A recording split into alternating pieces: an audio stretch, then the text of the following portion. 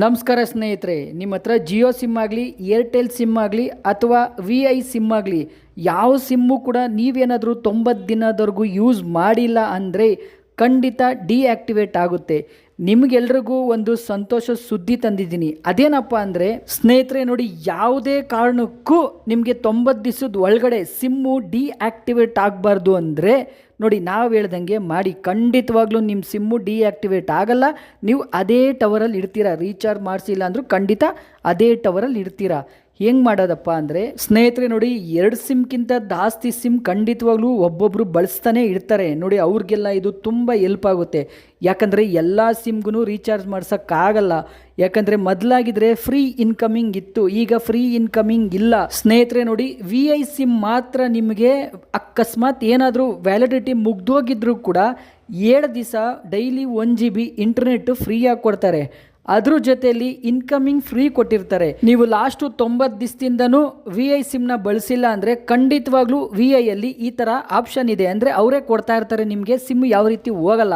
Airtel ಆಗಲಿ, Jio sim ಆಗಲಿ ಖಂಡಿತವಾಗ್ಲೂ ಇನ್ಕಮಿಂಗು ಕಟ್ ಆಗಿಬಿಡುತ್ತೆ. ಜಿಯೋ ಸಿಮ್ನ ನೀವು ಯೂಸ್ ಮಾಡ್ದಂಗೆ ಎತ್ತಿಟ್ಟಿದ್ರೆ 90 ದಿವಸದ ಒಳಗಡೆ ವ್ಯಾಲಿಡಿಟಿ ಹೊಂಟೋಗ್ಬಿಡುತ್ತೆ. ಯಾವ ಟೈಮಲ್ಲಿ ಬೇಕಾದರೂ ಡಿಆಕ್ಟಿವೇಟ್ ಆಗ್ತವೆ. ಏರ್ಟೆಲ್ ಅಂತೂ 1 ತಿಂಗಳು ಮುಗಿದ ಮೇಲೆ ಖಂಡಿತ ಡಿಆಕ್ಟಿವೇಟ್ ಆಗಿಬಿಡುತ್ತೆ. ಆಗ ಆಗಬಾರ್ದು ಅಂದರೆ ನೋಡಿ, ಎಲ್ರೂ ಎಲ್ಲ ಸಿಮ್ಮು ಯೂಸ್ ಮಾಡೋಕ್ಕಾಗಲ್ಲ. ಯಾಕಂದರೆ ಒಂದು ಪರ್ಸ್ನಲ್ ಇಟ್ಕೊಂಡಿರ್ತೀವಿ, ಇನ್ನೊಂದು ಬ್ಯಾಂಕು ಕೊಟ್ಟಿರ್ತೀವಿ ಅಥವಾ ಆಧಾರ್ ಕಾರ್ಡ್ ಕೊಟ್ಟೇ ಇರ್ತೀವಿ. ಎಲ್ಲ ಸಿಮ್ ಕಾರ್ಡ್ಗಳಿಗೂ ರೀಚಾರ್ಜ್ ಮಾಡ್ಸೋಕ್ಕಾಗಲ್ಲ. ಅದಕ್ಕೆ ಒಂದು ಐಡಿಯಾ ಇದೆ. ಅದೇನಪ್ಪ ಅಂದರೆ ನೋಡಿ, ಈ ಥರ ಆಫರ್ ಇದೆ. ಏರ್ಟೆಲಲ್ಲಿದೆ, ಜಿಯೋದಲ್ಲೂ ಇದೆ. ನೀವು ಅಟ್ಲೀಸ್ಟ್ 20 ರೂಪಾಯಿ ರೀಚಾರ್ಜ್ ಮಾಡಿಸ್ಬಿಟ್ಟು ಬಿಡಿ.